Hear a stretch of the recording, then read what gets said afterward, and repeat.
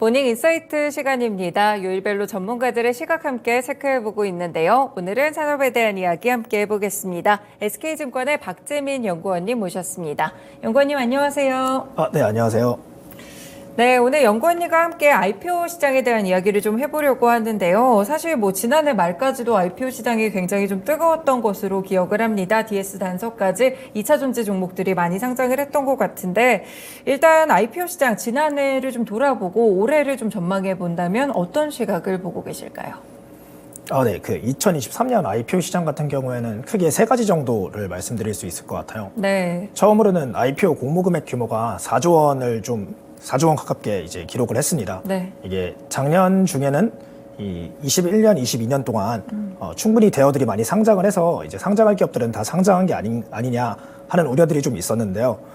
그리고 대내외적으로 좀 경기도 좋지 않았고 네. 고금리 상황이기도 했었어가지고 좀 관련된 우려들이 많았었는데 이게 코스피 기업 같은 경우에는 이제 5곳 정도밖에 상장을 하지 않아서 네. 2013년 4곳 기준에서 이제 가장 낮은 수치를 보였었는데 그에 반해서 코스닥 상장 기업들만으로도 이제 4조 원 정도의 공모 자금 규모가 모이면서 꽤 이제 코스닥 기업들이 공모 체력이 상승한 부분을 네. 확인할 수 있었습니다.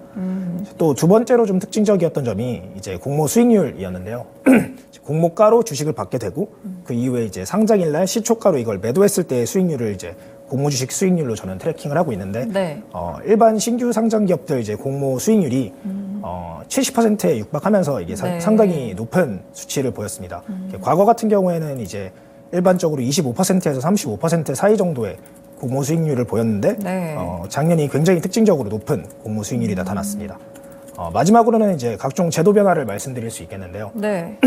이제 21년, 22년 동안 이제 신규 상장 시장이 워낙 화랑이다 보니까 그쵸. 관련돼서 여러 가지 문제점들도 많이 대두되었었거든요. 가장 대표적으로는 이제 LG 에너지 솔루션 때 이제 허수청약 문제가 특히 많이 네, 대두되었었는데요. 관련해서 그래서 많은 제도 변화들이 이제 화랑이 좀 지나고 나서 작년에 많이 일어났었습니다.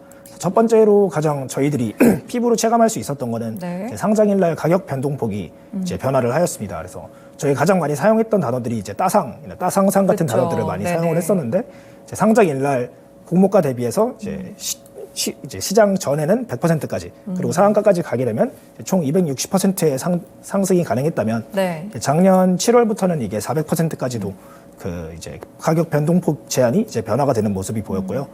두 번째로는 사실 기관 이제 수요 예측에 관련된 이야기이긴 한데 이제 보호 확약을 넣었을 때 종목을 이제 신규 상장 주식을 더 많이 주는 이 기준을 주관사들에게 좀 더 명확하게 하라는 규제가 생겼습니다. 그래서 앞으로는 작년 이제 하반기에 상장된 주식들을 이제 기준으로 봤을 때 이제 보호 확약 물량이 기존 대비 더 많이 늘어날 것이다라고 저는 보고 있습니다.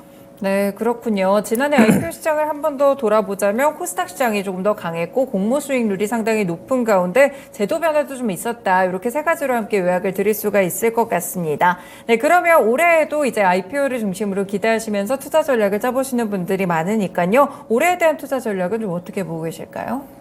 이제 신규 상장 기업들의 투자 전략을 얘기하게 될 때 사실 신규 상장 기업들을 아예 투자하지 않으시는 분들도 많이 계시거든요. 네. 그래서 가장 중요한 게 이제 신규 상장 기업들을 올해는 얼마나 많이 볼 것인가, 이제 저희가 신경이나 시간이라는 한정된 자원을 얼마나 이제 신규 상장 주식에 줘야 하는가를 놓고 볼 수 있을 텐데요. 이게 가장 좋은 기준이 공모 금액 규모라고 저는 생각하고 네. 있습니다. 근데 아까 말씀드렸듯이 코스닥 기업들의 이제 체력 저점은 많이 올라온 상황인데 대여들의 신규 상장은 많이 밀려 있다 보니까 올해는 이제 공모 금액 규모 자체가 많이 상승할 것으로 보고 있고요.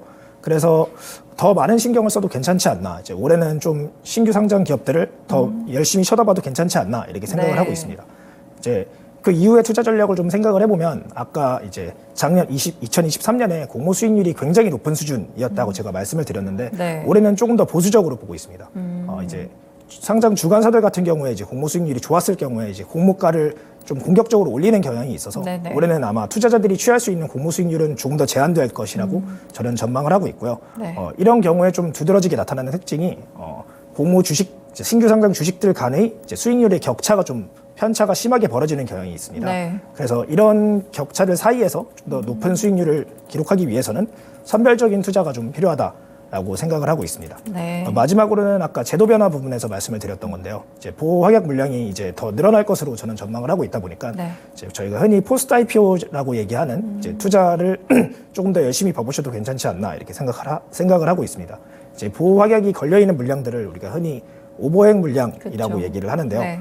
오버행 물량 같은 경우에는 이제 어느 일자에 오버행 물량이 매도가 된다라고 얘기를 하면 그 전에 이제 아무리 좋은 주식이라고 생각을 해도 매수가 좀 지연되는 이런 특징이 나타나기도 하고 오버행 물량이 쏟아지는 이 일자에 이제 물량이 많이 나오다 보니까 좀 과매도 구간이 발생하면서 일시적인 저평가 이제 구간이 나타나기도 합니다. 그래서 관련돼서 좀 오버행 물량들을 트래킹하는 투자법도 올해는 굉장히 유효하다라고 생각하고 있습니다. 네, 그렇군요. 공모 금액 규모가 좀 커지고 있는데 일단 선별화 과정이 좀 필요할 것 같고요. 올해는 일단 오버행 물량에 따라서 약간 주식이 좀 내려갔을 때 여기에 대해서 또 기회를 이용해보는 전략을 함께 취해보셔도 좋을 것 같습니다. 전반적으로 올해에 대한 IPO 투자 전략까지 좀 알아봤고요. 하나씩 좀 자세하게 여쭤볼게요. 지난해 12월에 공모 주식에 대한 수익률이 좀 상당히 높았던 것 같은데 IPO 시장이 좀 화랑이다. 이 시각에 대해서는 어떻게 보실까요?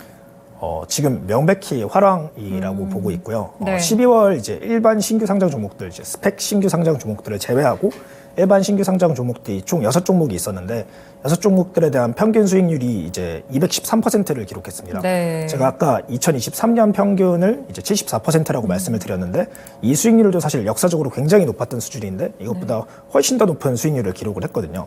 마침 종목이 더 좋았을 수도 있긴 하지만 네. 상장 초기 가격 급등 이유가 전혀 없는 이제 스펙 종목 같은 경우에도 이제 상장일 날 시가가 급등하는 모습을 보였습니다. 네네. 그래서 저는 이게 명백한 과열 신호로 보고 있습니다. 이제 이게 왜 그런 거냐라고 이야기를 좀 해보자면 이제 가격이 오르는 이유는 결국은 쇼티지라고 저는 생각을 하고 있거든요. 그래서 개인들의 관심은 굉장히 늘어났고 네. 상장 시장 신규 상장 종목에 대한 수요는 굉장히 높은데 반해서 12월 달에 이제 말씀드렸던 것처럼 신규 상장 종목들도 제한되었고 그의 규모도 좀 제한적이었다 보니까 이제 가격들이 많이 올라갔다 이렇게 보고 있습니다. 네. 그래서 12월 평균 수요 예측 경쟁률은 오히려 이제 기관들이 넣었던 경쟁률은 11월까지의 누적 경쟁률 대비 조금 낮았었던 데 반해서 이제 개인들이 넣었던 공모청약 경쟁률은 20% 이상 높아졌거든요. 네네. 그리고 신규 상장 종목들의 첫 상장일 날 이제 수급별로 좀 매수세를 이제 나눠서 보다 보면 이제 개인들의 매수세가 압도적으로 높았던 것으로 나타나고 있습니다. 네. 그래서 이제 개인들의 공모주에 대한 수요 및 관심이 이렇게 많이 오른 이후에는 저는 두산로보틱스랑 에코프로마티 같은 이제 작년 하반기에 상장했던 이제 주식들이 많이 오르면서 이에 대한 학습 효과라고 보고 있고요. 네.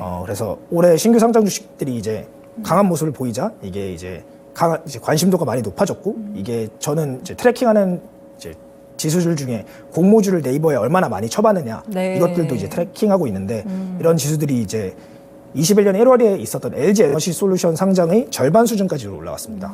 그래서 당시에 LG 에너지 솔루션이 공모했던 자금이 한 12조 원 정도 돼가지고 네. 굉장히 높은 수준이었는데 지금 올해는 12월 달에 6종목을 다 합쳤을 때 4천억이 채 안 되거든요. 그런데 이제 관심도는 절반 수준까지 올라왔다 보니까 네. 이 사이에서 좀 쇼티지가 일어났다. 그래서 지금은 화랑이 이제 발생하고 있다. 이렇게 보고 있습니다. 그러면 이 화랑이 좀 언제까지 갈지 종목들도 중요할 것 같은데 언제쯤까지 이 화랑이 좀 이어질 거라고 보세요?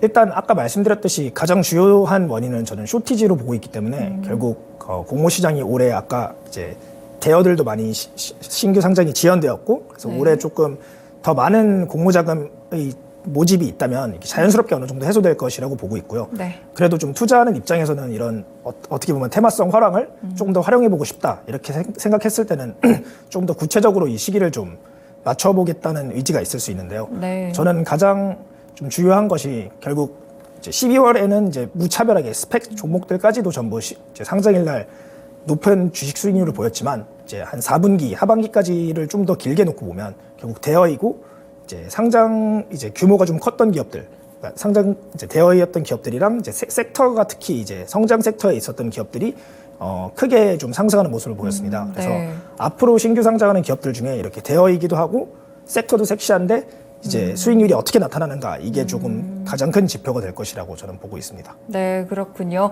투자자분들은 그러면은 어떤 좀 기업들을 청약을 해봐야 될지 굉장히 또 관심이 많으실 것 같은데 그러면 보고 계신 그런 기업들 가운데 좀 대여다, 뭐 성장 섹터다 이렇게 보는 IPO 종목 어떤 게 좀 있을까요? 올해 가장 첫 코스피 종목으로 얘기되고 있는 APR이 가장 대표적인 종목으로 네. 보고 있고요. 이게 이제 뷰티 디바이스랑 이제 패션 기업이기도 하고 지금 시가총액 밴드가 1.1조에서 1.5조 원 사이로 꽤 큰 기업이기도 합니다. 이게 뷰티 디바이스랑 패션이 뭐 그렇게 성장 섹터이냐라고 생각하실 수도 있는데 이게 지금 미국 쪽으로 수출이 꽤 많이 되고 있습니다. 아, 네. 그래서 이게 내수에 한정된 소비자가 아니라 이제 미국으로 수출이 되고 미국으로 수출이 됐던 이제 소비자들 같은 경우에는 대부분 유럽 쪽으로도 시장이 쉽게 확장되는 모습이 있어서 그쵸. 꽤 성장성이 높은 이제 종목으로 이제 이야기가 많이 되고 있습니다. 그래서 이게 현재 장외 시장에서 기업 가치가 이미 2조 원을 훌쩍 넘겨서 이제 거래가 되고 있는 네. 모습을 보이고 있습니다. 또 이게 개인들이 넣었을 때는 사실 이게 시가총액이랑 좀 무관하게 주식 한 개당의 가격이 좀 중요한 모습을 보이거든요. 네. 특히 균등 배분을 받았을 때는 내가 결국 한 주 정도를 받게 되니까 이거를 통해서 절대 수익을 얼마나 낼 수 있느냐가 좀 그쵸. 중요한데 네. 이게 지금 공모가가 14만 7천 원에서 20만 원 사이로 지금 밴드가 형성이 돼 있어서 이제 개인들이 특히 더 관심을 많이 보이기에 되게 적절한 종목이지 않나라고 보고 있습니다. 그 외에도 이번 주에 상장 예정인 이제 조선 기자재 기업인 현대힘스도 네. 있고요. 2차 전지 부품 기업인 이닉스 등도 이제 꽤 성장 섹터에 있는 기업이라고 보고 있습니다. 네, 먼저 APR을 좀 말씀을 주셨는데 사실 뭐 의료기기 섹터의 경우에는 뭐 시장에서 지금 좀 긍정적으로 받아들여지고 있지만 패션 쪽의 경우에는 약간 좀 소외되는 그런 기분들도 있는 것 같은데 약간 뭐 매출 비중이라든지 어떤 쪽의 기업이라고 좀 더 크게 봐야 될까요? 매출 비중은 아까 말씀드렸던 이제 의료기기보다는 이제 소비자들을 상대를 하고 있는 이제 네. 뷰티 디바이스 기업에 가까운데 이런 부분들의 비중이 더 큰 모습을 보이고 있고요. 아까 말씀드렸던 결국 가장 이제 성장성이 높아 보이는 수출 비중도 결국 이제 메디큐브라고 부르는 이쪽 아, 뷰티 네. 디바이스에서 많이 나오는 모습을 보이기 때문에 성장성이 꽤 높은 기업으로 판단하고 있습니다. 네, 그렇군요. 추후에 말씀 주셨던 현대힘스라든지 이닉스도 모두 좀 성장 섹터다 이렇게 보실까요? 네, 이게 사실 성장 섹터라는 것이 이제 시장에서 인정해주기 나름인 부분이 있습니다. 네. 아까 초기에 말씀 주셨던 DS 단석 같은 경우에도 사실 시장에서는 이게 기초화학 또는 정유기업이 아니냐라는 밸류에이션 그렇죠. 논쟁이 네. 좀 있었었는데 결국은 강한 상승폭을 보이면서 신규 상장 주식 한에서는 이제 친환경의 밸류에이션을 주는 모습을 보였거든요. 그래서 곧 신규 상장을 앞둔 현대힘스도 조선 이제 섹터 안에 있는 기업이긴 하지만 이게 그 공모 자금을 통해서 친환경 선박에 투자를 더 많이 하겠다고 얘기를 하고 있기 때문에 이것도 이제 친환경의 밸류에이션을 줄 수 있을지 이제 신규 상장 테마가 얼마나 핫하는지에 따라서 또 약간 갈릴 것이라고 보고 있습니다. 네, 그렇군요. 이닉스의 경우에는 아까 말씀 주신 대로 2차 전지 부품 기업이라고 네. 하셨는데 사실 지난해에도 2차 전지 IPO 종목들이 굉장히 또 퍼포먼스가 좋았다고 네네네. 볼 수가 있겠잖아요. 그러면은 올해도 좀 이렇게 2차 전지 쪽으로 만약에 이런 IPO 종목들이 있으면 좀 괜찮을 거다 이렇게 보시는 시각일까요? 성장 섹터 자체의 신규 상장 수익률은 아까 말씀드렸듯이 12월에 지금 이어지고 있는 개인들의 관심이 언제까지 이어지느냐 이게 가장 주요할 것으로 보이고요. 사실 네. 2차 전지 섹터만 놓고 보면 11월부터 조금 캐즘이라고 얘기하는 좀 수요 둔화 현상이 많이 일어나고 있어서 작년 대비해서 올해 2차 전지 소부장들의 이제 IPO가 더 많을지는 저는 조금 회의적으로 보고 있습니다. 아, 네, 그렇군요. 네, 의견까지 들어봤고요. 그러면 마지막으로 올해 신규 상장을 좀 준비 중인 기업들 어떤 것들이 또 유망주로 남아 있을까요? 올해 초에 지금 특히 12월부터 신규 상장 기업들이 굉장히 활황을 보이고 있는 가운데 이제 관련된 좀 이제 대어들의 신규 상장 관련된 이 신규 상장을 준비하고 있다는 뉴스들이 굉장히 많이 쏟아지고 있습니다. 네네.